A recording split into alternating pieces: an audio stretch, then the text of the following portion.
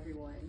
On behalf of myself and the rest of the board, I would like to welcome you and thank you all for being here as we honor and celebrate all of the teachers in the Shelby County School District.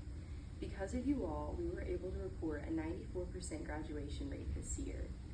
Each and every one of the nominees is more than worthy of this award, but the Teacher of the Year award is very prestigious and is voted upon by your fellow peers as well as the Board of Education.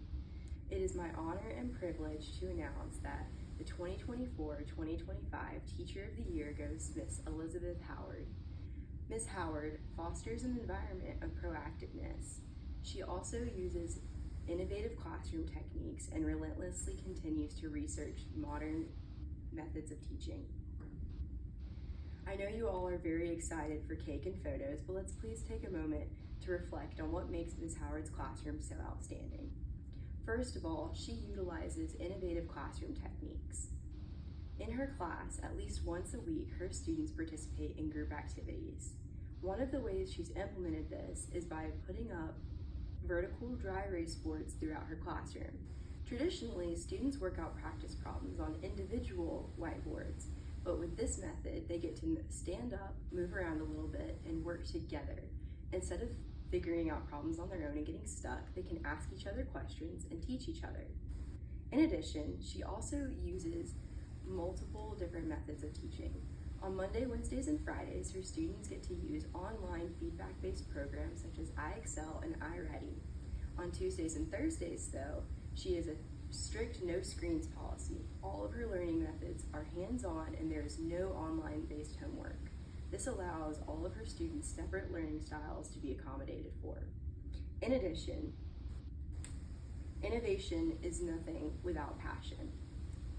And Ms. Howard uses her passion to make her room very proactive. Because she teaches an advanced class that's very fast-paced, it's easy for students to get left behind. However, Ms. Howard does not let anyone fall behind. If at the beginning of the year a student fails a test, she offers tutoring in the morning to make sure that they pass the next time. She also allows them to retake the test. If the child continues to fail, she will recommend them be moved to a gen ed classroom. Sometimes the best path is a different one, and Ms. Howard is not afraid to redirect. Sometimes a student will also begin to fail towards the end of the year when the material gets more difficult. If that is the case, she will continue to work with them in class, after class, and before class to make sure that they are catching up. At the end of the semester, she will usually drop their lowest grade. That way their average reflects how much they've learned. Lastly, the best teachers are still students themselves. Ms. Howard remains a student herself by relentlessly researching and diligently improving her own ability to teach. In 2017, she went through the rigorous process of becoming nationally board certified. This process involved her taking multiple tests, going to several trainings, and doing research inside and outside of the classroom. In 2020, one of the hardest years for teachers overall, she attained her master's degree in secondary math education. Lastly, anyone who knows Ms. Howard will always see her reading a book, whether it's on AI, student psychology, or simply modern techniques. She's always reading and furthering her education. Thank you so much, Ms. Howard, for all you've done for your students to be an outstanding teacher.